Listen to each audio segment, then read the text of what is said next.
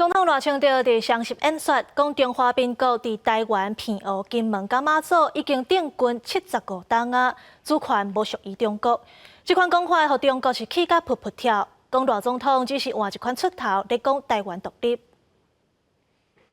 民族自由在这块土地上成长茁壮，中华人民共和国无权代表台湾。临来第一届双十节文告，赖清德总统甲中华民国113年伫台湾、澎湖、金门、马祖75年的历史讲甲真清楚，互中国外交部气戳戳。蓄意割裂两岸历史连接，重谈互不隶属、坚持主权等论调，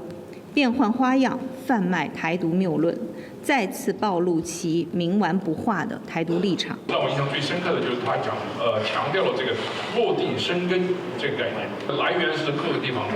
很多地方的，但到了台湾之后，你又在地方生了根这就是你的国家，这是很重要的一个概念。学者认为，赖总统谈话甲双十暗会讲的祖国论有接做伙，对历史甲法律来看，明确定位中华民国甲中华人民共和国，强调两岸主权互相无隶属，而且以中国或者是中华人民共和国来称呼对方。前总统蔡英文是较接用中国或者是北京当局，较强调统治权互相无隶属，这有明显的无同。也就是中华民国的主权是独立的。中华人民共和国的主权也是独立的，这种前提之下，要两岸关系能够和缓，我看是不太容易。赖总统似乎